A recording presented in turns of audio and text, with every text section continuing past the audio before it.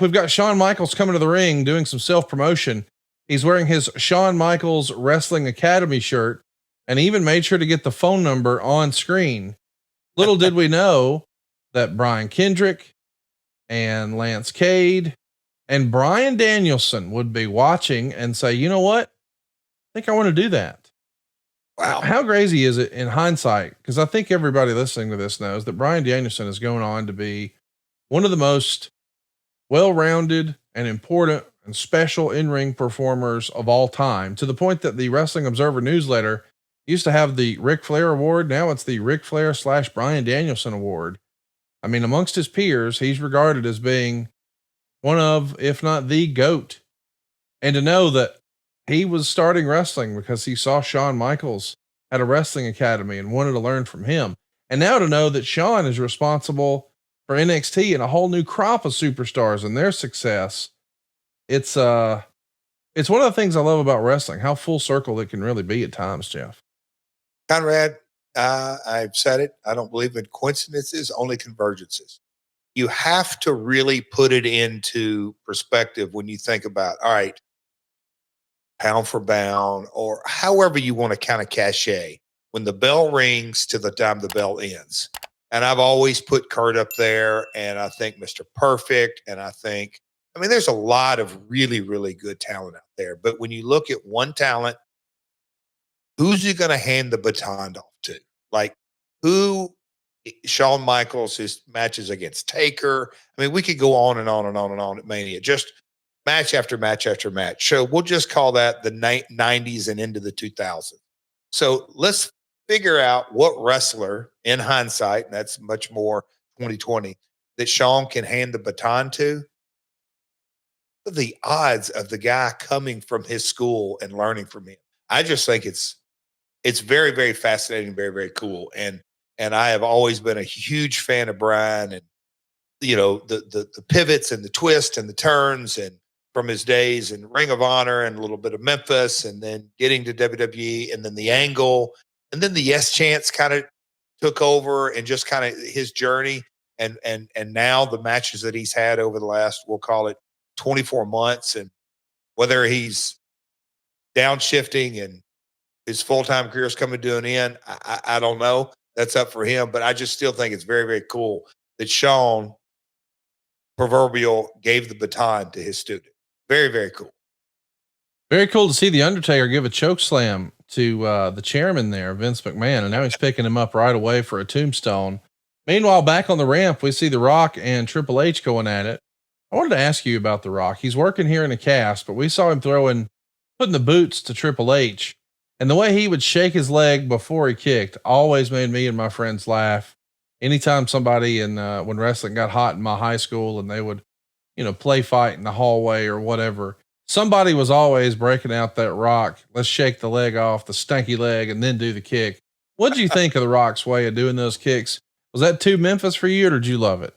Oh, it's just he made it his own, a little bit different, a little bit of a charisma. I like it. I mean, it's something, people forget when he did the People's Elbow the first time. It was, I can't say a running joke, but it's like, are you serious? You want the guy to lay there for this amount of time? Yep.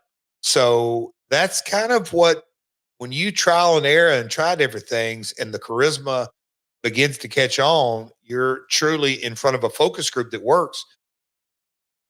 I'd say that People's Elbow has done him well through the years, and I think his stanky leg stomp, I just named it. That's the stanky leg stomp. I love it.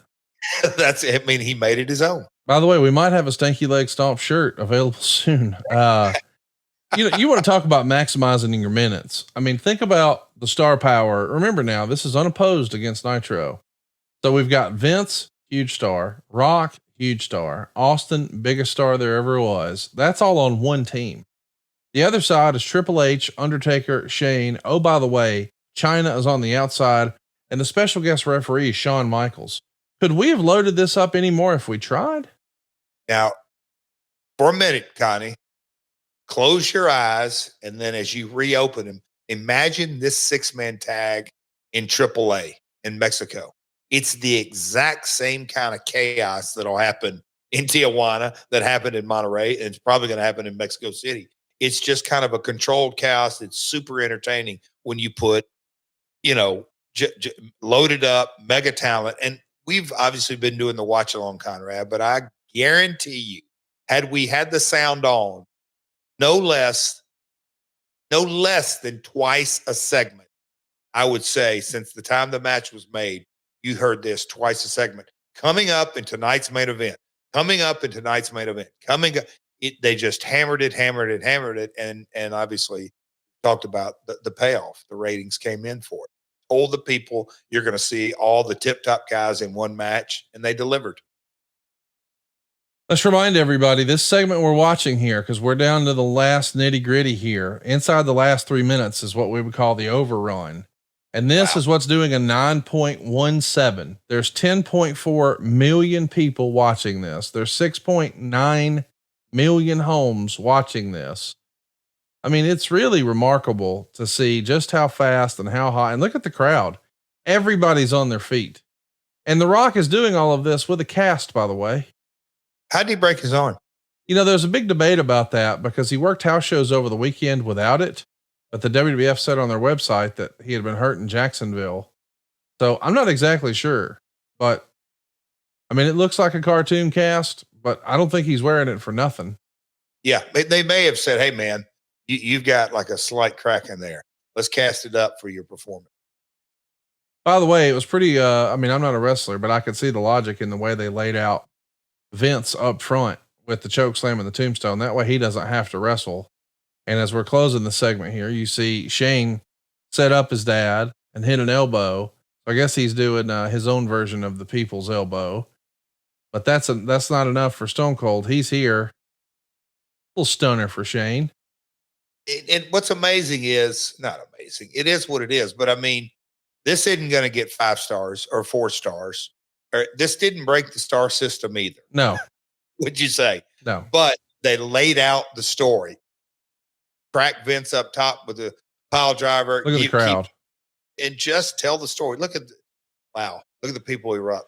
So after the first stunner on Shane, Vince goes to make the cover. Shawn counts the 2 and Austin pulls Vince off like, I ain't doing, and you ain't taking my victory. Another stunner, a double bird. There's the pin. Now he's calling for beers and flips one to Shawn. The crowd is having a great time. Yeah. Mark Eaton, the timekeeper. Oh, hey, Steve rarely missed. He had those big old mitts, his hands, and he could catch them. I always would chuckle at that. I'm like, that son of a gun don't miss nothing. Drinking some natural light to close the show, unopposed. What a hot show. What a memorable show. What an important show for wrestling history.